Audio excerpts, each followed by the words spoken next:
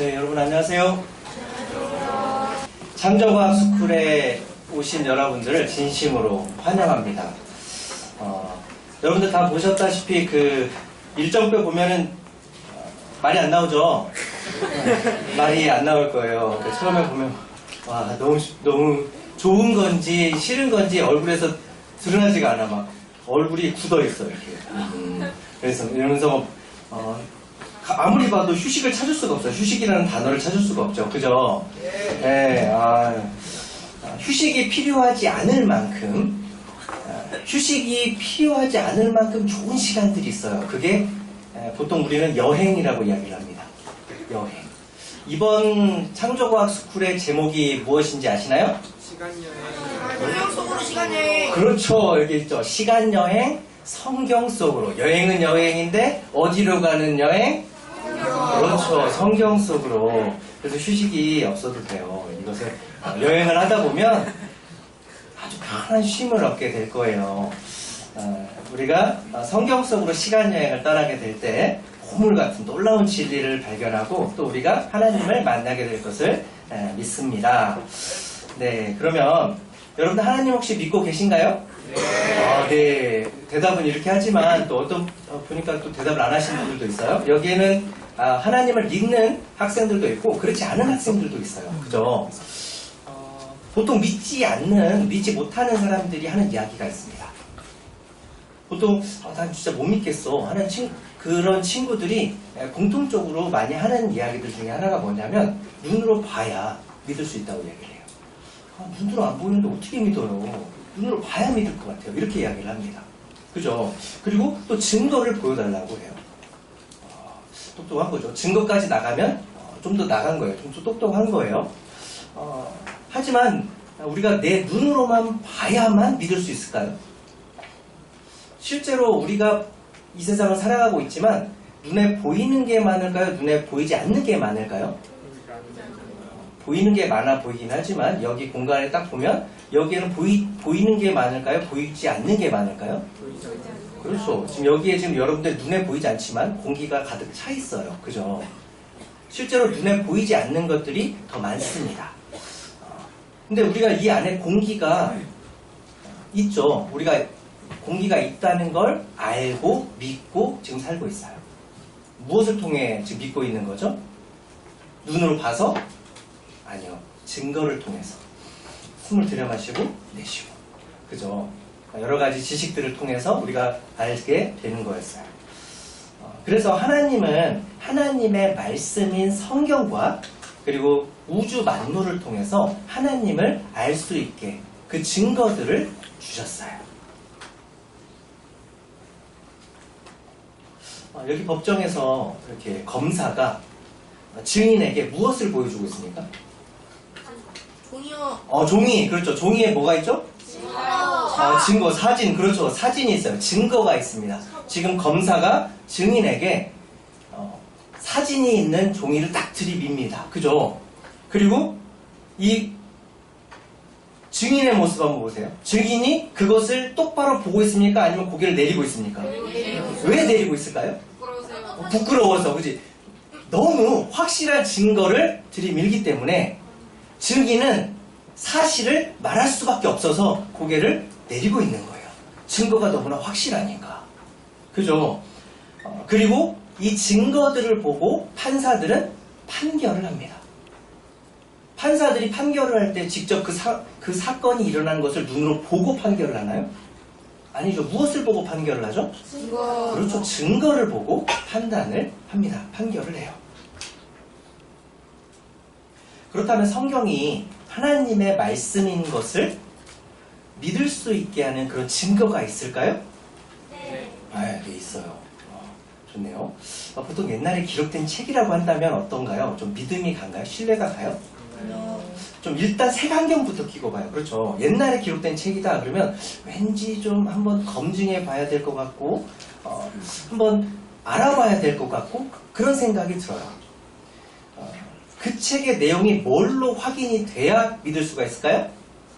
사실로. 그 책의 내용이 사실로 밝혀져야 우리가 그것을 믿을 수가 있겠죠. 근데 그 책의 내용이 사실로 밝혀지기 위해서 필요한 것들이 뭐냐면 증거입니다. 증거. 예를 들면 여러분 세종대왕 아시죠? 네. 아시죠? 네. 그러면 혹시 세종대왕에 대해서 아는 거 혹시 얘기해 볼래요? 고기를 좋아하신다. 그렇죠. 고기를 좋아하셨어요. 남자였어요. 남자였어요. 남자였는지 여자였는지 어떻게 알지? 자, 그 다음에 훈민정음을 창제하셨죠. 그죠? 1397년에 태어났어요. 아유, 야, 정확한 연도까지 나오는데, 아까 연도까지 이야기를 했었어요. 그죠? 야, 대단하죠. 근데 이것을 어떻게 확신하죠? 눈으로 봤어요, 혹시? 세종대왕을 눈으로 보고 지금 말씀하시는 건가요? 아니죠. 무엇을 통해서 지금 이야기를 하고 있는 거예요? 기록을 통해서. 근데 그 기록이 하나일까요? 여러 개일까요? 여러 개. 그렇죠. 세종대왕에 대한 것들은 다양한 것들이 있어요. 치국기도 만들게 하고, 여러 가지 그 농사에 관련된 책도 만들게 하고 그러죠. 우리나라에는 조선왕조 실록이라고 왕들의 이야기가 있어요.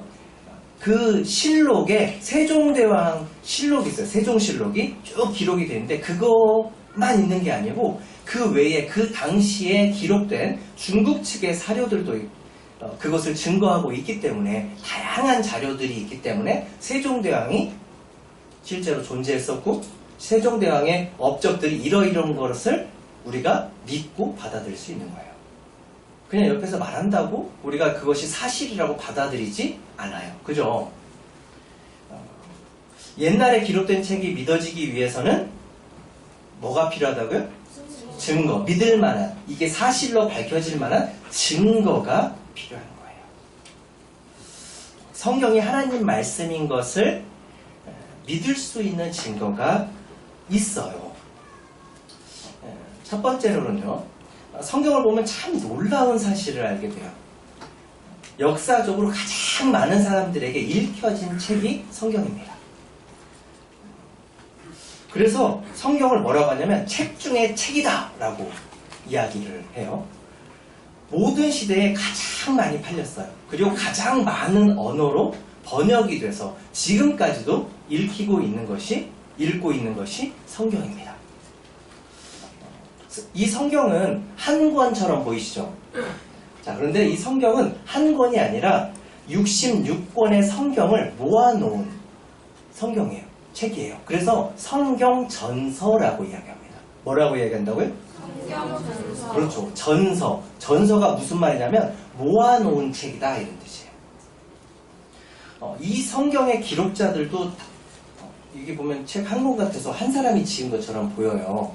자, 그런데 이 성경의 기록자들은 총 40여 명이 기록했다고 밝혀지고 있습니다.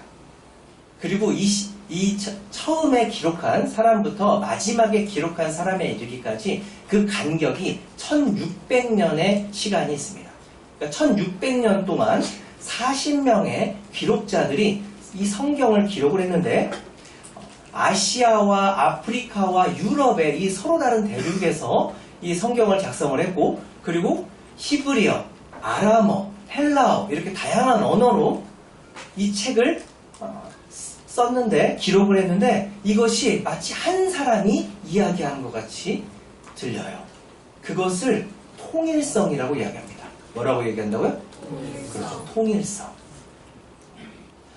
어떻게 이렇게 다른 환경에서 다른 계층의 사람이 다른 환경에서 기록했으면 당연히 보고 들은 것도 다르기 때문에 내용들이 통일이 안 되는 경우가 맞아요. 그렇게 되어야 되는 게 맞습니다. 근데 어떻게 이렇게 통일성을 갖추고 있었느냐? 그것이야말로 바로 이 성경이 하나님께서 기록하게 하신 것이라는 것을 증명해주는 첫 번째 이유가 됩니다.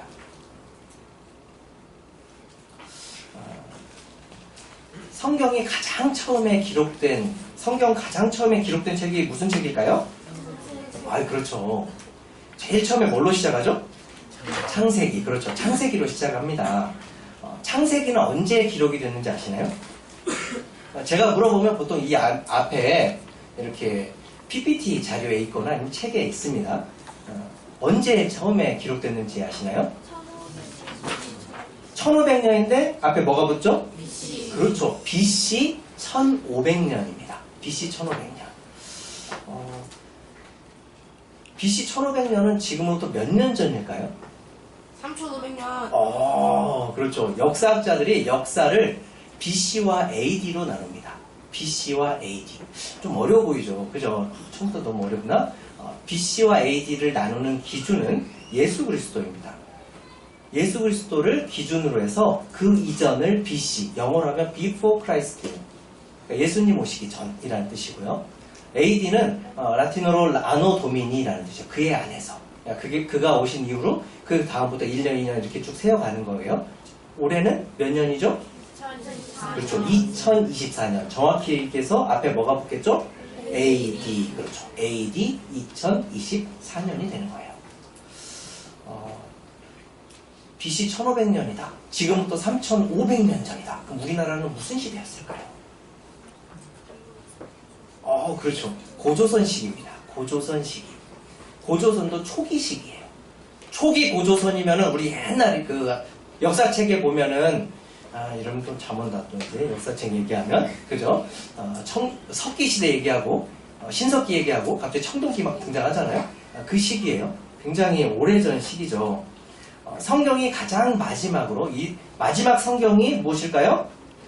요한계시록. 그렇죠. 요한계시록입니다. 요한계시록이 언제 마지막에 쓰여졌냐면 AD 100년에 기록된 책입니다. AD 100년이면 1,900년. 그렇죠. 지금부터 1900년 전에 쓰여진 책인데 AD 100년이면 우리나라로 치면 어느 시대일까요? 잘 모를 수 있어요? 고구려 백제 신라. 초기 고구려 백제 신라 시기입니다. 이제 막 왕국으로 기틀이 잡혀가는 그런 시점에 있었던 시기에 저쪽에서는 저쪽 로마 쪽에서는 로마 제국에서는 이 요한계시록이 마무리가 되고 있었던 거예요. 참 오래됐죠. 정말 오래됐죠. 성경의 기록들이. 우리 때로 과거에 기록된 책은 과학적으로 어떨 것 같나요? 그렇죠. 옛날 사람들은 지금 사람들보다 좀 덜 똑똑해. 그렇게 생각이 들어요. 그래서 과학적으로 맞지 않을 거라고 생각을 합니다. 그런 생각을 가지고 살아요. 그죠? 우리 타임슬랩 해가지고 고대로 가면은 막 과학에 대해서 잘 모르죠. 막 사람들이 그렇게 비춰지죠. 그런데요, 성경을 찾아보면 참 놀랍게도 이렇게 오래전에 기록된 책인데도 불구하고 현대 과학이 알게 된 놀라운 과학적 현상을 정확하게 기록하고 있어요. 이 앞에 보이는 그림에 보게 되면 평온한 바닷가 풍경이 펼쳐져 있어요. 그죠? 여기 강이 흐르고 있는데요. 강이 유유히 어디로 흐르고 있죠? 바다. 그렇죠. 세상의 모든 강들은 어디로 흘러가나요? 바다. 바다로 흘러갑니다. 자, 그러면 왜 강물이 바다로 계속 흘러가는데 모든 강물들이 바다로 다 유입이 되고 있는데 왜 바다는 넘치지 않을까요? 바닷물이 증발해가지고 이제 비로 강에다 내리는 거예요. 어떻게 알았어요? 앞에 과학책에서 봤어요. 그렇죠. 과학이 발달한 지금에는 알고 있어요. 그냥 알았을까요? 아니요. 배워서 알고 있는 겁니다. 배워서. 누군가가 이것을 발견을 해서 이것을 책에 싣고 그것을 증명을 한 다음에 이것을 가지고 우리가 교과서를 통해서 우리가 배워서 알고 있는 거예요. 하지만 지금부터 3,500년 전 과학이 발달하지 않은 그 시기에 이것에 대해 정확히 기록한 성경이 있습니다. 창세기와 비슷한 시기에 기록된 성경인 욥기서가 있는데요. 욥기서 36장 27절에서 28절까지 보게 되면요. 함께 읽어볼까요? 시작! 그가 물방울을 가늘게 하시며 빗방울이 증발하여 안개가 되게 하시도다. 그것이 구름에서 내려 많은 사람에게 쏟아지느니라. 네. 과학 시간에 물의 순환이라는 제목으로 배운 적이 있을 거예요. 근데 여기 이 말씀에 물의 순환에 대해서 정확히 말해주고 있어요. 먼저 그가 여기서 이제 하나님이세요. 하나님이 물방울을 가늘게 하시면서 빗방울이 어떻게 된다고 하는 겁니까? 증발. 그러니까 물이 증발하는 거예요. 증발한다고 말씀해주고 있어요. 그리고 뭐가 되게 한다고요? 안개. 안개는 구름이죠. 구름이 이렇게 떠다니고 있어요. 떠다니다가 이것들이 그 안에 이 수분들이 계속 모여서 무거워지면 그게 뭐가 되죠?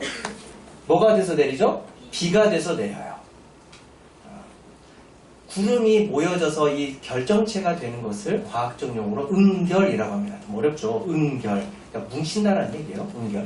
뭉쳐요. 그리고 그것이 비가 돼서 내리는 겁니다. 이것을 물의 순환의 과정에 대해서는 언제 이것이 밝혀졌냐면 17세기에 페라울트와 마리오테라는 기상학자가 있었어요. 그 기상학자가 뭔가 좀 이상해서 바닷물과 이 관계된 이 강물들과 이 물의 변화에 대해서 연구를 하기 시작했어요. 그래서 이 둘이 실험을 통해서 증명을 했는데 무엇을 증명을 했냐면 바다에서 증발되는 양과 강물이 바다로 흘러가는 양이 일치한다는 것을 발견을 하게 됐어요.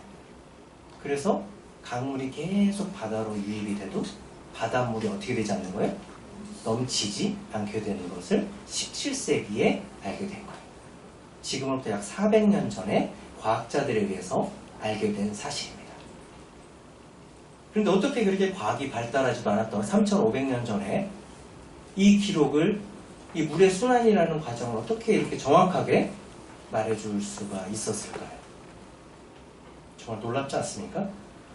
이것에 이어서 바로 이어지는 말씀이 뭐냐면 36장 29절에서 31절까지에 보면 번개에 대한 말씀이에요. 번개. 여러분들 번개 아시죠? 얼마 전에 드라마에 번개맨이 등장한 드라마가 있었는데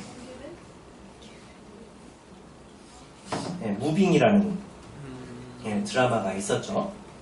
번개 막 이렇게 해가지고 하는데 일반 사람이 번개 이렇게 맞으면 어떻게 돼요? 큰일 납니다. 그죠? 큰일 나요. 다 죽지는 않고 살아남은 사람들도 있다고 해요. 36장 30절에서 31절까지 한번 같이 한번 읽어볼까요? 보라부터 시작. 보라 그가 번갯불을 자기의 사면에 펼치시며 바다 밑까지 비치시고 이런 것들로 만민을 심판하시며 음식을 풍성하게 주십니다. 네.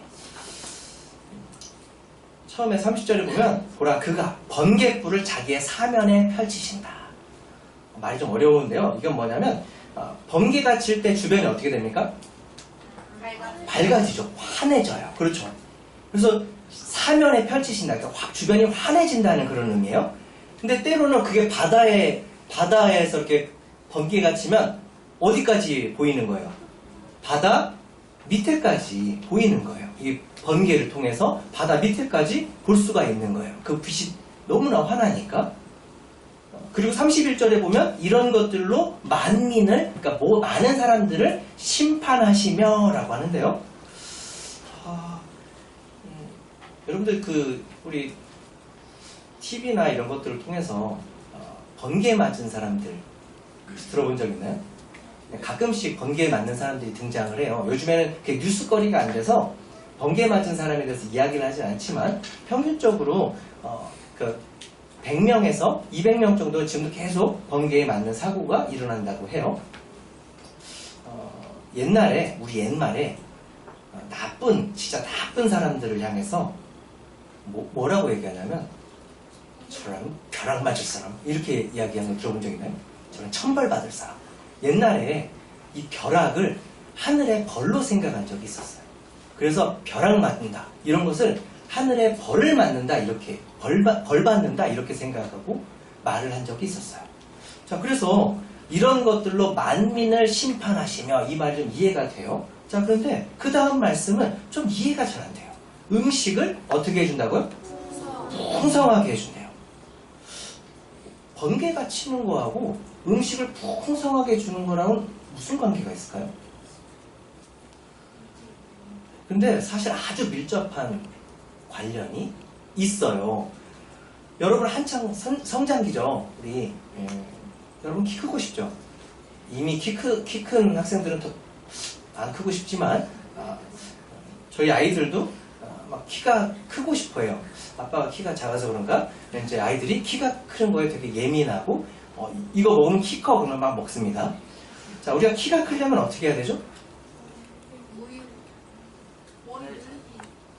잘 모르는 건가요? 영양소가 필요해, 영양소. 그렇지, 영양소가 필요하죠. 영양소가 필요한 게 아니라 또 잘 자기도 해야 되겠죠. 잘 먹고 잘 자야 됩니다. 두 가지가 다 이루어져야 돼요. 잘 먹고, 근데 먹는 것만 되는 게 아니라 그걸 잘 섭취해야 돼요.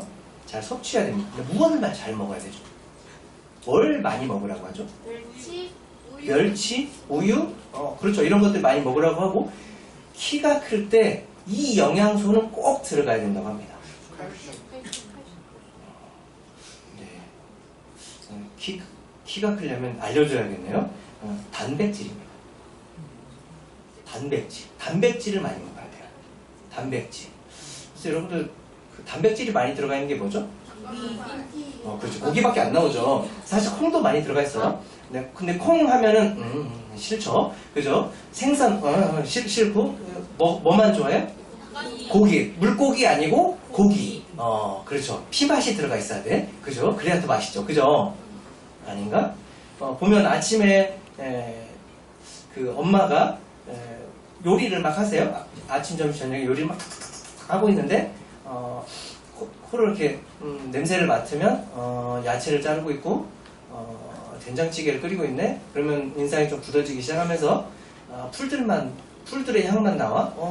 이러다가 갑자기 이제 뭔가 볶아 고기 향이 막 나와. 그럼 어떻게 되죠? 입이 이렇게 되면서 좋아하죠. 그죠? 고기를 많이 먹으면 키가 큰데요. 이 단백질 때문에. 자, 근데 우리만 그러는 게 아니고 식물들도 단백질이 있어야 잘 성장을 한대요. 단백질. 자, 그런데 식물이 단백질을 만들려고 할 때 필요한 게 질소라고 해요. 이러니까 또 어렵네. 질소 들어본 적 있나요? 어디서 들어봤어요? 과학 시간. 그렇죠. 또 우리 일상생활에서 많이 봐요.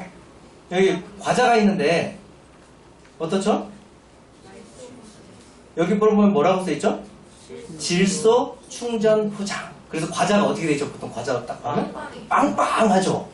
와, 과자가 많이 있겠다 하고 탁 뜯는 순간 어떻게 되죠? 뭐야? 그런 걸 뭐라고 한다고죠?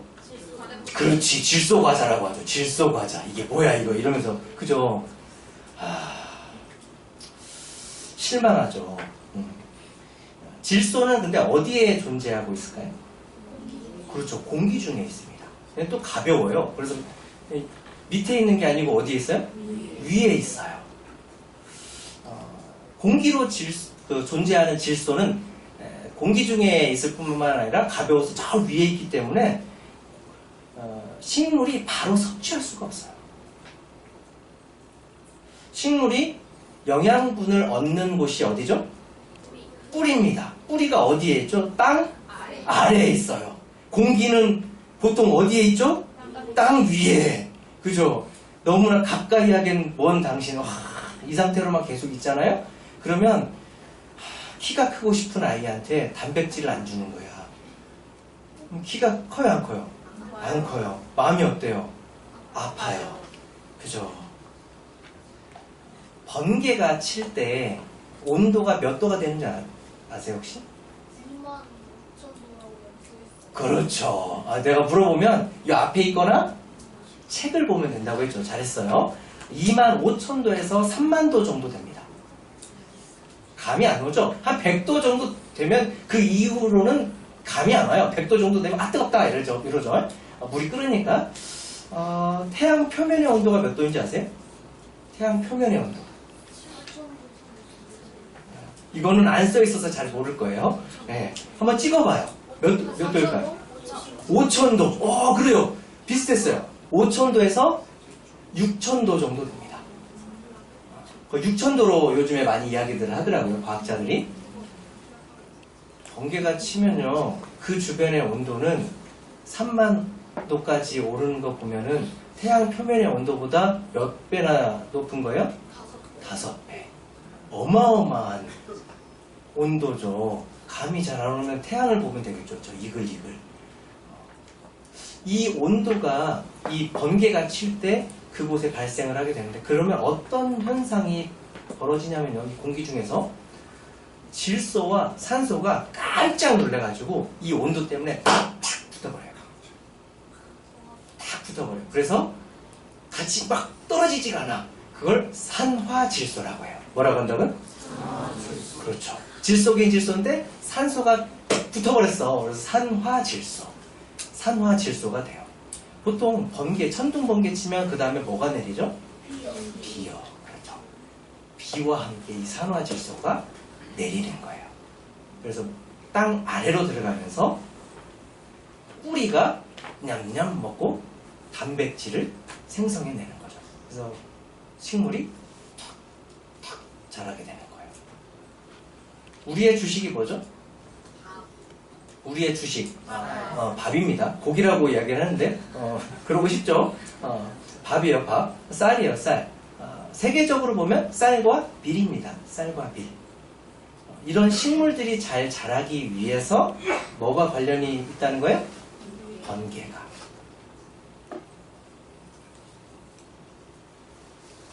(1905년에) 프리츠 하버라는 과학자가 번개가 산화질소를 만드는 것을 착안해서 질소 비료를 개발하게 돼요.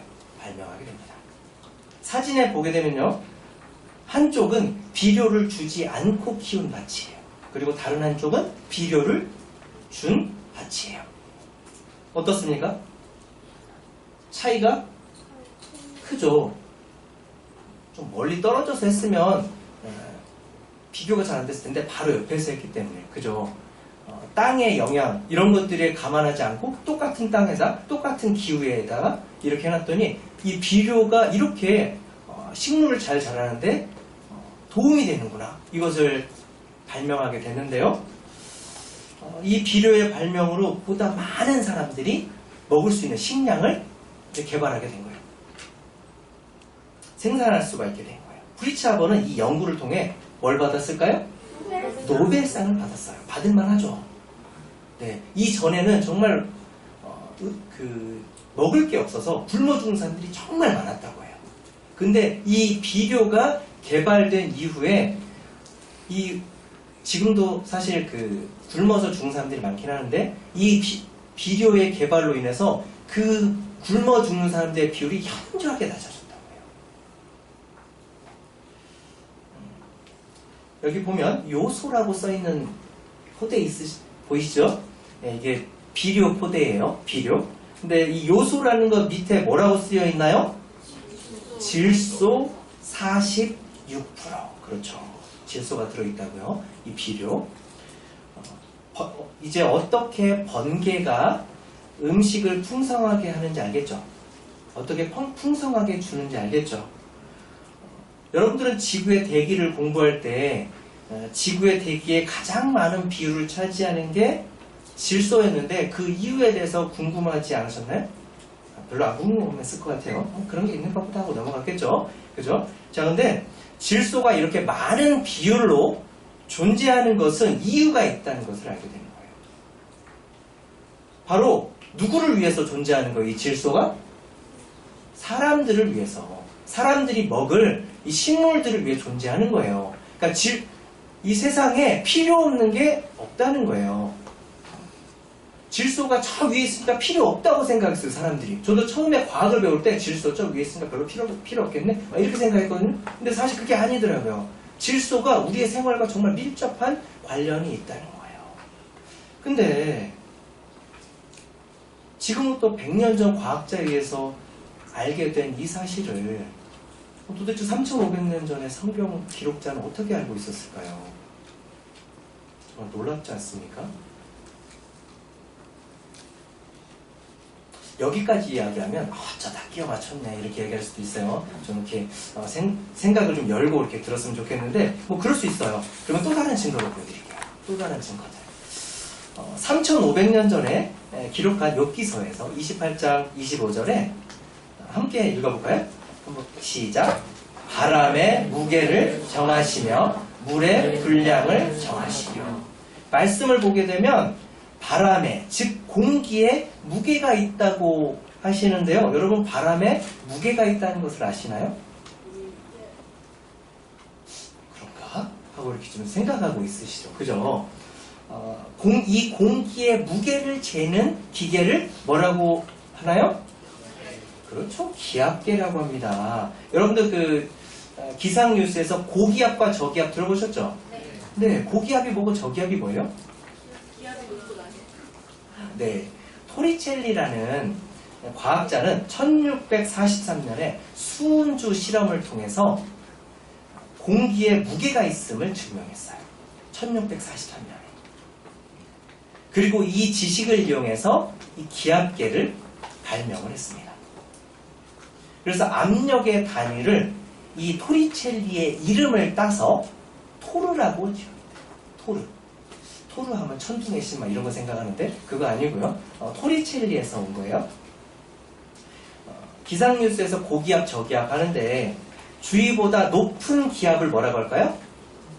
주위보다 높은 기압? 고기압. 그렇죠. 주위보다 낮은 기압?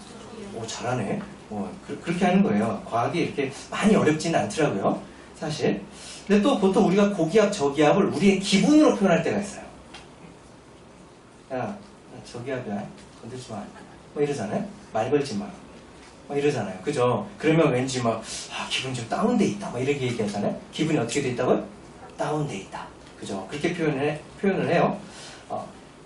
낮은 곳으로 공기가 이동하기 때문에 저기압은 눌리는 거예요. 그래서 비가 오기 전에 보통 저기압일 때 할머니, 할아버지들께서 아이고, 허리야. 막 이렇게 하시죠. 왜 그럴까요? 진짜 아프셔서 그런 거예요. 공기가 누르니까. 우리가 건강하면 그걸 못 느끼는데 아프면 느껴요. 저도 허리가 디스크가 있었어가지고 느껴요. 그렇구나. 지금으로부터 불과 400년 전에 과학자가 이 공기에 무게가 있다는 것을 증명했습니다. 400년 전에. 자, 그런데 3500년 전의 사람인 이 욥은 어떻게 그것을 알고 기록을 했을까요? 바로 성경이 누구의 말씀인 걸 증명해주고 있습니까? 그렇죠. 천지를 지으신 하나님 앞에 들어가야 되겠죠. 천지를 지으셨기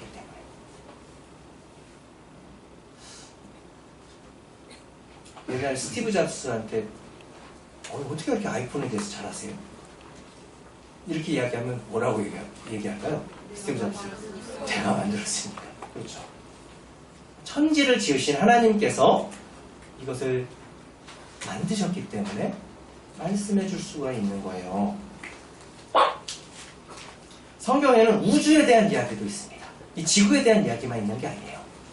우주에 대한 이야기도 놀랍게 말씀해 주고 있어요. 우주를 지으신 분도 누구라고 증거해 주고 계시는 거예요, 그러면? 하나님.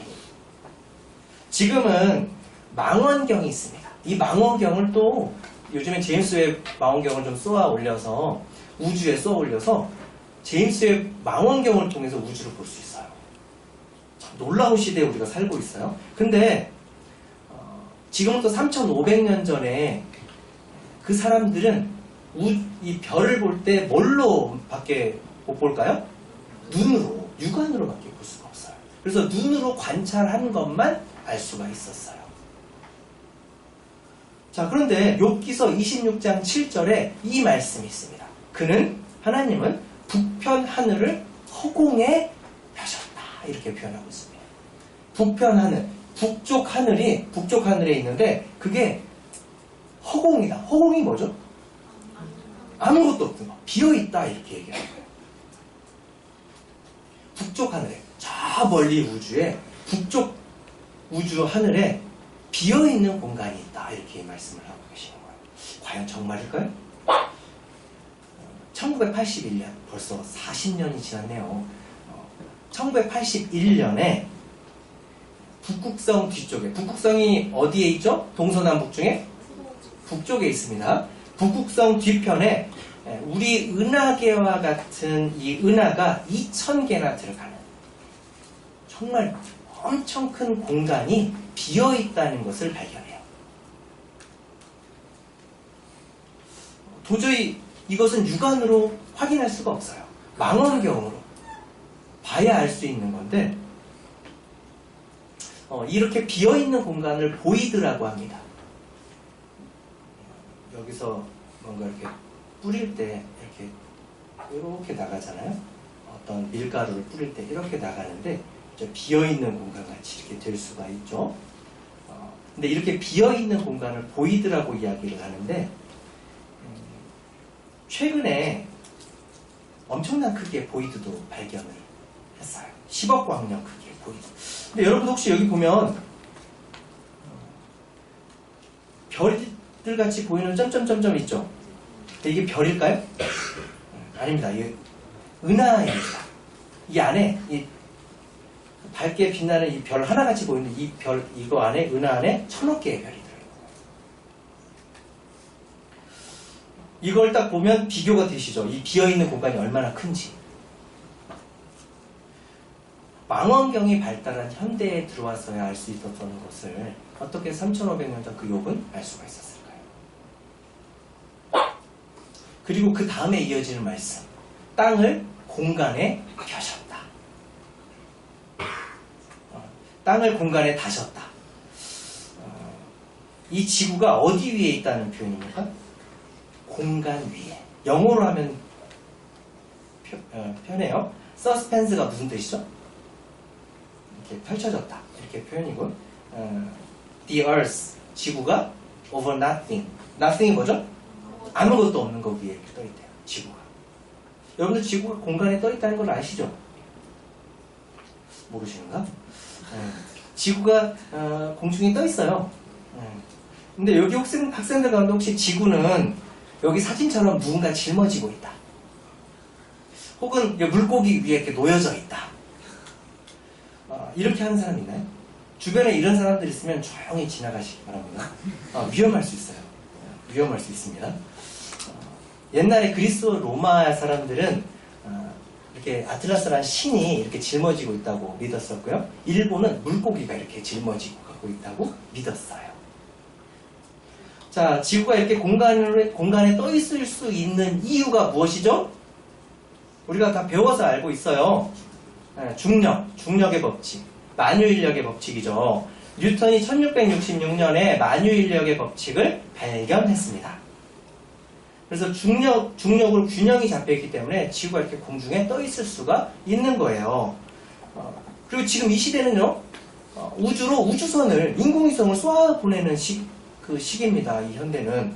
그래서 인공위성에서 찍어서 보내줘요. 지구가 이렇게 동그랗고 공중에 떠 있다는 것을 보여줍니다. 그래서 누구도 이것을 부인 못해요. 혹시 주변에 이런 사실 지구가 네모야 하면서 음모론을 이렇게 이야기하는 사람이 아직도 있더라고요. 뭐라고 얘기해야 되나. 사진을 이렇게 보여주고 있는데 사실 지구는 네모나해 막 이러면서 사진도 보여주고 있는데, 그죠? 그 우주에 나갔다 온 사람이 있을까요, 없을까요? 있어요. 직접 보고 있어요. 보고 있는데도 안 믿어. 이런 사람들은 좀 피해 다니시면 됩니다. 위험할 수 있어요. 그런데 지금으로부터 400년 전에 뉴턴에 의해서 이론적으로 알게 되고 현대에 와서야 눈으로 알 수 있었던 이 사실을 3500년 전의 사람은 어떻게 알고 있었을까요? 바로 이 성경을 기록하게 하신 분이 하나님, 우주와 지구를 지으신 하나님임을 증거해 주는 것이라고 할 수가 있습니다. 요즘 신문이나 뉴스에 보게 되면 이스라엘과 하마스 분쟁이 계속 일어나고 있다는 소식 들은 적 있나요? 하마스라는 무장단체가 이스라엘 사람들을 공격해서 수많은 민간인들을 학살하고 납치해가는 그런 사건이 있었어요. 그래서 그것에 대해서 이스라엘이 이제 공격하고, 그래서 지금 가자지구로 막 군인들이 진입하고, 이 사건이 세계의 많은 외신들을 통해서 방송이 되고, 그래서 지금 우리나라에서도 굉장히 많이 알려진 사실입니다. 그래서 이스라엘이라는 나라가 익숙해졌어요.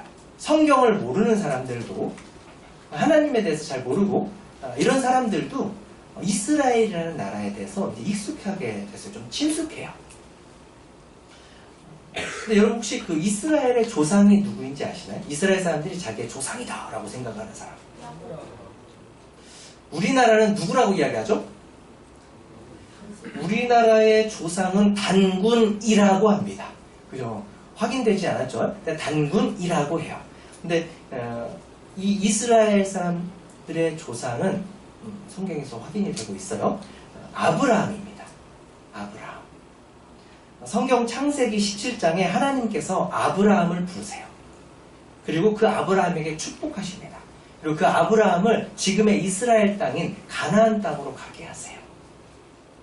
그리고 아브라함에게 너는 나의 백성이 될 것이다 하시면서 하나님께서 이스라엘 백성의 몸에 너는 하나님의 백성이니까 너의 몸에 하나님의 백성이라는 표시를 해라 라고 해서 이스라엘 남자들이 하는 예식이 있습니다. 의식이 있어요. 그거를 할례라고 합니다. 할례. 들어본 적 있나요? 네, 할례가 뭐냐면 남자들이 하는 포경수술입니다. 그 저희 아이가 제 둘째가 이제 초등학교 5학년인데 떨고 있어요. 이런 무시무시한 수술이 있다는 걸 듣고 난 다음부터 떨고 있습니다. 창세기 17장 9절에 하나님이 또 아브라함에게 이르시되 그런즉 너는 내 언약을 지키고 내 후손도 대대로 지키라. 너희 중 남자는 다 할례를 받으라. 어떻게 받으라고요? 조금만 아니면 다? 다. 유명한 사람만? 아니요, 다. 이것이 나와 너희 후손 사이에 지킬 내 언약이니라. 약속이니라. 12절에 너희의 대대로 모든 남자는 집에서 난 자나 또는 너희 자손이 아니라 이방 사람에게서 돈으로 산 자. 이걸 한 글자로 뭐라고 하죠? 종. 옛날 우리말로는 하인. 그죠? 난 자나 또는 이 돈으로 산 자를 막론하고 모든 사람에게 태어난 지, 난 지 며칠 만에? 8일 만에 할례를 받을 것이다. 할례를 행해라. 이렇게 명령을 하고 있습니다. 며칠 만에 하라고요? 태어난 지 8일 만에. 태어난 지 8일이면은 갓난애기인데. 왜 갓난애기한테 이렇게 가혹한 일을 하라고 하셨을까요? 하나님께서? 이스라엘에는 안식일이라는 날이 있어요. 금요일 저녁부터 토요일 저녁까지 해지기 전까지의 시간인데요. 금요일 저녁부터 이 토요일 저녁까지는 이 안식일이라고 해서 보통 하나님께서 십계명을 제정하시면서 안식일날 쉬라, 안식하라, 너희들 하는 노동을 하지 마라 이렇게 명령을 하셨거든요. 근데 그 원래 하는 목적이 뭐였냐면 하나님께서는 너희들이 지금 평소에 하는 일을 잠시 쉬고 그날만은 하나님과 함께 교제하면서 하나님을 예배하고 이제 쉼을 가지라 라는 의미에서 주신 거예요. 자, 그런데 너무 과잉 충성을 한 이스라엘 백성들이 아무것도 하지 마? 일하지 마? 그래서 온갖 조항을 다 만들어 놨어요. 그래서 운전을 하면 안 돼요. 운전도. 그래서 근데 뭐는 될까요? 자전거는 돼요. 제가 불리하잖아요. 자, 그리고 엘리베이터를 탈 때 엘리베이터를 누르는 것도 안 돼. 누르는 것도 일이야. 그럼 엘리베이터 어떻게 타요? 계단, 그렇죠. 계단으로 다녀야 돼요. 근데 낮으면 상관이 없는데 막 10층, 20층이다 그러면 어떻게 해야 돼요? 감사하게도 이스라엘에 간 경험이 있었는데 안식일이었어요. 근데 엘리베이터가 2대야. 호텔에 2대였어요. 근데 한 대는 줄이 별로 없어. 줄이 거의 없어요. 근데 한 대는 줄이 막 쭉 있어요. 여러분 같으면 어디에 설까요? 줄이 없는데. 그렇죠. 딱 줄이 없는데 딱 서요. 문이 딱 열려요. 탔어요. 문 닫힘 버튼을 누르는데 안 닫혀요. 그리고 먼저 나 10층이지 하고 10층을 눌러요. 안 눌러져. 왜 그러지? 근데 한참 있다 문이 닫혀요. 그리고 2층에 올라가서 문이 열려. 그리고 한참 있다 닫혀. 여기는 뭐든 안 돼. 그 유대인들을 위해서 이 누르는 것도 일이니까 매 층마다 섰다가 자동으로 닫히고 이렇게 시스템화가 돼 있어요. 이렇게 일을 안 하는, 아무것도 안 하는 시간이 안식일이에요. 자, 그런데 태어난 지 8일째 됐다, 이 아이가. 그러면 이 아이에게 지금 할례를 할까요, 안 할까요? 할례를 줄까요, 안 줄까요? 줍니다. 하나님의 명령이라서 줘요. 근데 왜 하필이면 8일일까요? 그리고 깐난애기잖아요. 왜 깐난애기인데 하고 또 9일도 아니고 7일도 아니고 왜 8일일까? 이것에 대해서 궁금했던 과학자가 있어요. 이것을 연구했습니다. 스칸질로 박사는 왜 8일이어야만 하는지를 증명을 했어요. 답을 내놨습니다. 우리가 보통 어디에 베이고 하면 상처가 나죠. 그럼 상처가 나면 뭐가 나죠? 피가 납니다. 그리고 이게 상처가 좀 얕으면 좀 있다가 어떻게 되죠? 조금 있다가 피가 멈춰요. 안 멈추면 어떻게 되죠? 죽어요. 쇼크 일어나서 죽어요. 큰일 나요. 피가 계속 흐르면 멈추게 해야죠. 그죠? 근데 얕은 상처는 저절로 멈추는 것처럼 보여요. 근데 실제로 저절로 멈추는 걸까요? 아닙니다. 이 안에 놀라운 신비가 감춰져 있어요. 상처가 나잖아요. 그러면 그렇죠.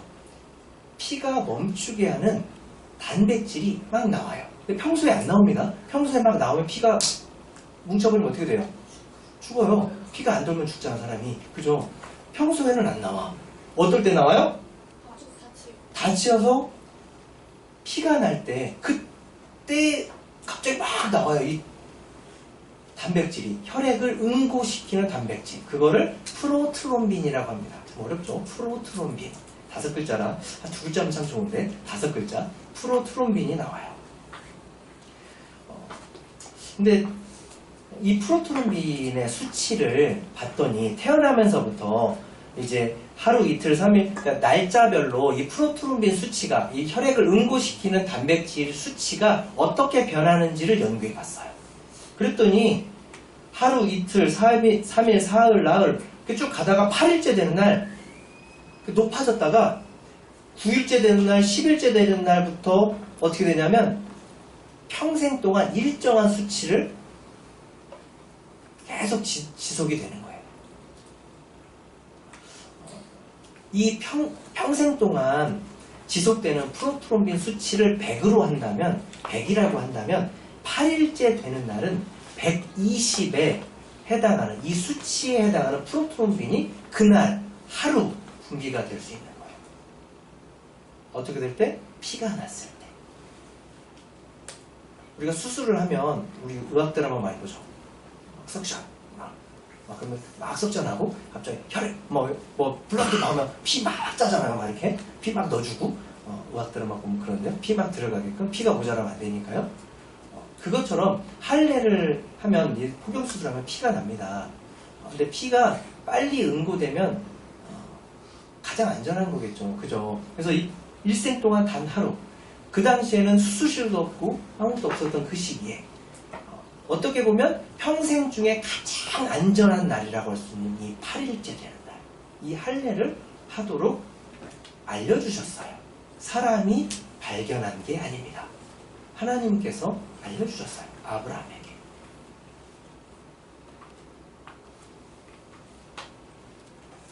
만약에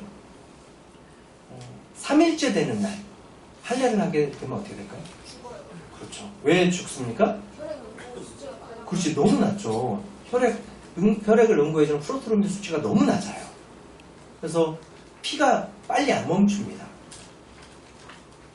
이 8일째 되는 날, 왜 8일째 되는 날인지 알겠죠? 이 사람의 몸을 만드신 분이 누구라는 것을 알려주고 있는 거예요? 하나님. 하나님임을 우리에게 알려주고 있는 것입니다. 모든 증거는 성경이 사실이라는 것을 증명해 줍니다. 성경은 패하지 못한다. 없애지 못한다. 왜요? 사실이기 때문에. 진실은 감출 수가 없죠. 드러날 수밖에 없어요. 성경이 하나님의 말씀이고 또 이것이 사실이라는 것을 여러 증거들을 통해서 여러분들에게 보여드렸습니다. 하나님의 말씀, 성경은 진리의 말씀입니다. 변하지 않고 참되고 거짓이 없는 놀라운 말씀이 바로 이 성경입니다. 이 성경을 통해서 우리가 하나님을 알고 믿을 수 있게 되는 것입니다.